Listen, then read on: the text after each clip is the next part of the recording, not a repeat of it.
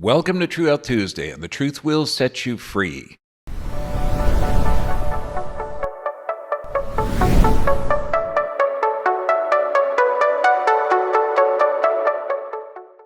We're going to be talking about de-stressing the immune system, and please subscribe to my channel, like this video, share this vital life-saving information. Now, this True Health Tuesday was inspired by this question from Zaki Vids. Dear Dr. Bergman, can you please make a video on histamine intolerance, SIBO, small intestinal bacteria overgrowth, MCAS, mast cell activation syndrome, food and chemical sensitivity, and after the sudden onset of COVID? Now, what are the things we can do to help them? And also, please suggest something other than for insomnia that is not responsive to restriction, therapy, dark room, no devices before bed, even supplements like medicines, melatonin, and magnesium. I've read that histamine can be the cause of insomnia and it can raise cortisol. Brilliant. Okay, and this is going to encapsulate it. Now, we're going to go and break down each part of this. Now, obviously, this person's in a stress state. Now, and the microbiome has been damaged. Insomnia is the cause by activation of the sympathetic nervous system, and the immune system is exposed to a multitude of toxins. This person has been chronically stressed for many years. Now, the key is that when approaching stress, stress can be overwhelming. There's only three causes of it: physical stress, chemical stress, and emotional stress. And we're going to go through solutions for all three of those. And we're also going to break down our 5 keys to health. We're going to start with the nervous system. Now, you have this automatic nervous system. That means your body has 2 switches. One, you could be in a stress state, the other, regenerative state. And we need a balance of this automatic nervous system. We need to have this system functioning correctly. Sympathetic means fight or flight. The parasympathetic is rest, digest, and repair. And so we need this system in balance. When you're in a chronic state of stress, you have this fight or flight system kicking in. And that weakens the immune system, weakens blood supply to the gut, increasing a cascade of stress. Now, a brilliant article at A Comprehensive Physiology. Further understanding, quote, of the regulatory mechanisms linking the sympathetic and parasympathetic nervous systems and immune system is critical for understanding relationships between chronic disease development and immune-associated changes in the autonomic nervous system, and regulate the level of activity in the sympathetic and parasympathetic nerves, and how it changes in autonomic regulation and influence target immune system organs. This is the relationship between chronic disease development and immune system associated changes. You got to look at the autonomic nervous system. And physiologist I.M. Core proposed that spinal lesions associated with vertebral subluxations, which is what chiropractors address, which is literally a vertebrae misaligned in a juxtaposition with the vertebrae above and below, affecting the nervous system. Now, according to Core, quote, high sympathetic tone may alter organ and tissue responses to hormones, infectious agents, and blood components. Now, growing evidence suggests that immune system function is regulated in part by sympathetic nervous system activity, sympathetic nerve endings, densely innervate lymphoid tissue, such as spleen, lymph nodes, thymus, and the lymphoid cells have beta-2 androgen receptors. Now, brilliant when you're looking at Dr. Ron Perot. Quote, the chiropractic care can strengthen your immune system by up to 300% stronger than those not receiving chiropractic care. Now, so when you're looking at it, chiropractors work with the automatic nervous system, and your body has 2 switches. You could be in a stress state or regenerative state. When you're in a chronic state of stress, you cannot regenerate your system. Now let's look at exercise. And exercise, when you're looking at the opposite of exercise, a sedentary lifestyle, what does that directly link to? Heart disease, including high blood pressure and cholesterol from a sedentary lifestyle. Obesity, type 2 diabetes, insulin resistant, all forms of cancer from sedentary lifestyles. Depression, anxiety, neurodegenerative diseases, dementia, joint pain, arthritis, renal failure, and kidney disease, and autoimmune conditions such as chronic illness. Now, when we look at the benefits of exercise, what does exercise do? Because you have a hunter-gatherer body. You gain a high-quality sleep. You can gain or lose or maintain your weight, improves your resistance to infections, improves your brain function. Movement is like a battery to your brain, prevents and relieves chronic pain, improves your emotional health, lowers your risk. Exercise lowers your risk of cancer, heart disease, and diabetes.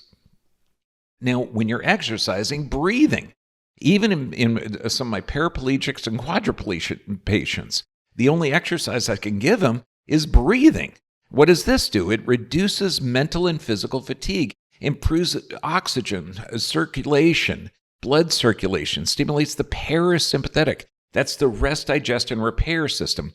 Breathing acts as a pump for intermassage. That's why we teach diaphragmatic breathing. The action of your diaphragm helps push lymph throughout your body, helps eliminate toxic waste, and strengthens your immune system.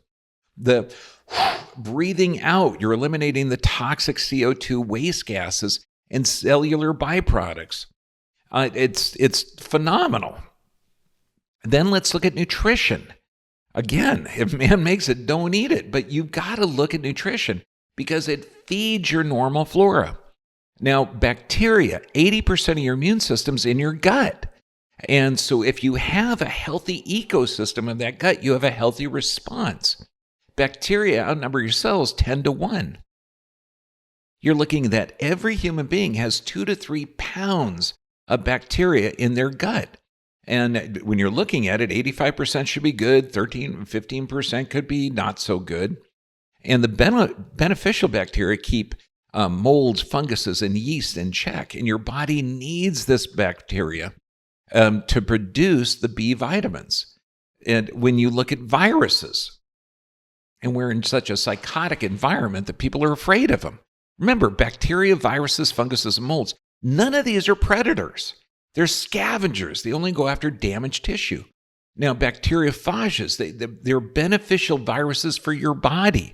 In fact, without this, you would not be here. The viruses outnumber your bacteria 10 to 1. You have roughly 4 quadrillion viruses. And I love this. According to Dr. Philip Sharp, Nobel Prize winner, viral elements are a large part of our genetic material of almost all organisms. We human are well over 50% viral. Your DNA is minimum 45% viral. Now, the functions of your gut flora are vital when you're talking about tissue production and regeneration. The digestion absorbs carbohydrates, produces vitamins, absorbs minerals, eliminates toxins. A normal gut flora can distinguish between pathogens and harmful antigens. It keeps harmful bacteria under control, aids in production of antibodies to pathogens, provides support to the immune system. And so how do you optimize your gut flora? Organic plant-based diet. Your diet should be like your great ancestors. And plant-based doesn't mean vegan. It just means you're going to eat plants. Healthy fats such as coconut oil and olive oil, fermented vegetables, probiotic supplements, juiced vegetables, blended fruits, raw dairy is amazing from healthy animals. And then animal-based omega-3s. Commercially produced ones have an improper balance of the omega-6 to 3 ratio. So healthy animal products are good for you. Fermented foods are amazing. It helps promote beneficial bacteria growth, supports healthy immune system. It increases your vitamin B, omega-3, digestive enzymes. And look at the sources. Kefir, kombucha, sauerkraut, pickles, miso, kimchi. It's so important to have healthy bacteria. Look at your intestinal tract as an ecosystem. And then immune system boosting foods. Bone broth. I'm a big proponent of bone broth. The bone broth supports immune system function by promoting the health of the gut and reducing inflammation caused by leaky gut syndrome. The collagen and amino acids found in bone broth help seal the openings of that leaky gut lining and support its integrity. Bone broth contains minerals in forms that the body can absorb easily, such as calcium, magnesium, phosphorus, silicon, sulfur. The chondroitin sulfate and glucosamine compounds in bone help reduce inflammation and joint pain. And remember, inflammation's a healing process of the body. It's not a dragon attacking you. And so the reason this works, it deactivates the free radicals that are formed during inflammation. So it makes inflammation work to regenerate tissue. And then vitamin C, absolutely important. Vitamin C supports the production of interferons. Interferons are produced when the presence of pathogens is detected. They facilitate the ability of cells to launch the protective cellular defenses. Vitamin C enhances the function of phagocytes. Phagocytes are a type of white blood cell, and you can see them on the live blood cell analysis, that literally envelop pathogens and other dangerous particles. Once the invaders are captured in this manner, they're enzymatically digested. That's why phago means big. When you're looking at macrophages, that means a big eater. Amazing. Now, vitamin C neutralizes the oxidative stress, supports cell-mediated immune system response, and vitamin C supports antibody production and the activity. It's absolute vital for you. Now let's look at sufficient rest. Oh my gosh. Now, what does lack of sleep do? Well, it has a cumulative effect on your body, weakens your immune system, aggravates chronic pain, impairs your physical and mental performance, raises your blood pressure, alters hormone levels and metabolism, puts you in a stress state, can lead to brain shrinkage, and prematurely ages you. Now, here's some solutions for insomnia. Number one thing, reduce or address the stressors. And that means you got to address the physical, chemical, emotional stress. Create your environment. Look at sleep as the most important part. So it has to be completely dark where you can't see your hand in front of your face. The sleep area should be isolated for sleep. Keep a regular schedule. With consistent actions, you get consistent results. Restrict your sleep at the start of this for 21 days to 6 hours a night. Realize that lack of sleep can have a similar effect as alcohol, so adjust your lifestyle accordingly. Avoid excessive stimulation. That means no electronics or things like that before bed.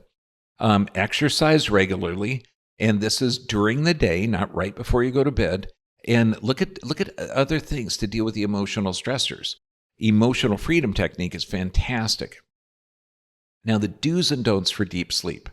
No stimulating or stressful activities before bedtime. No stimulants like caffeine. No dark chocolate.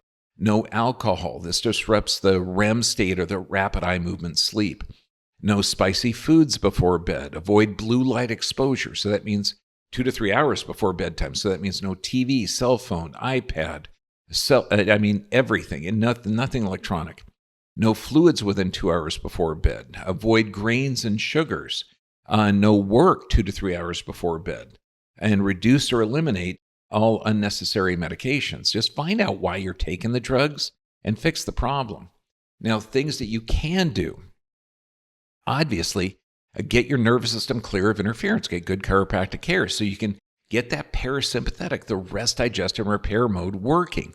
If you're having trouble with this, understand the parasympathetic nervous system is located in the pelvis and the neck. So if you have a chronic issue with poor sleep patterns, there may be an underlying pelvis issue and cervical spine issue. And then keep a regular, consistent schedule. Establish a routine. Look at meditation, deep breathing, aromatherapy to prepare your mind for sleep. Improve your sleep environment. No noise, no light. Exercise regularly throughout the day. A cooler room is better.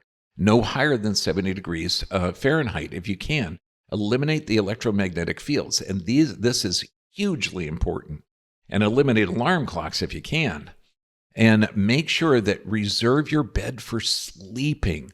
Eat a high-protein snack before bed that provides tryptophan for needed melatonin and serotonin production. You can eat a small piece of fresh fruit that helps tryptophan to cross the blood-brain barrier. Bananas are amazing before bed. Hot bath before bed. Wear an eye mask to block out the light. Listen to relaxing audio or white noise. Journal calms down the overactive mind. Read a paper book 15 to 30 minutes before bed, but it can't be anything really interesting. And then the final one, prayer and meditation. Why is this so important? Think of this, daily prayer and meditation. It puts you in that parasympathetic state. This is that regenerative state. I like the techniques, neurolinguistic programming, which is, I call it the I am exercise. Emotional freedom technique is excellent. Dr. John DeMartini has some amazing seminars and techniques for reducing stress as well.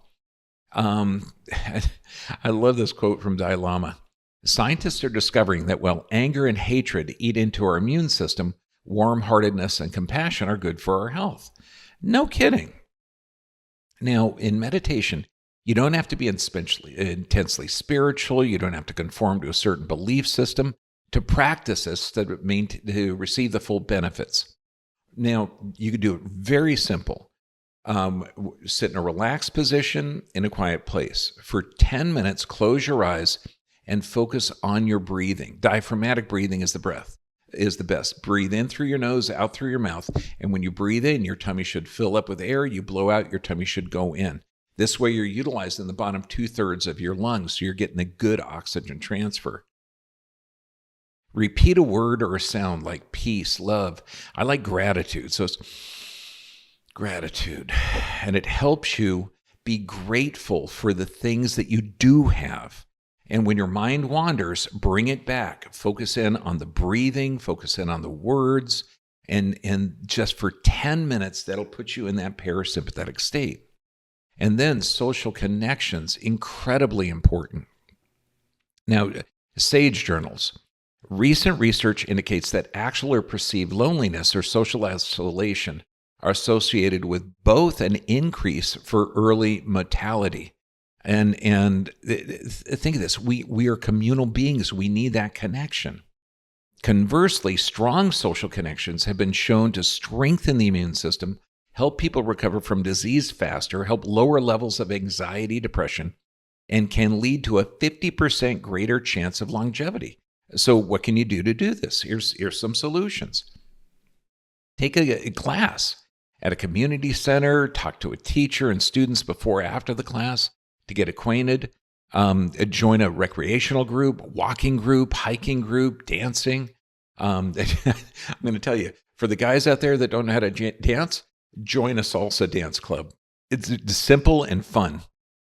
Create a book club, which is phenomenal. My wife's in a book club. Volunteer at a local charity, soup kitchen, hospice, local school.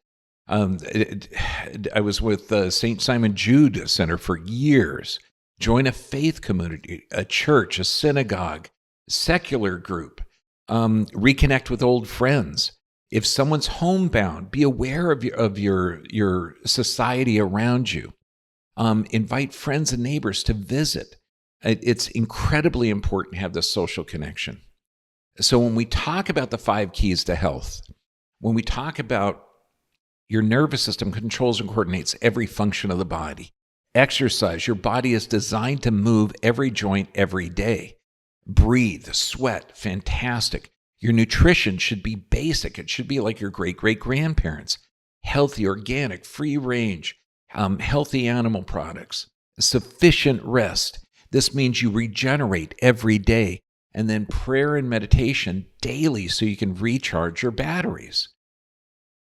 Now, please post your questions and comments below this video.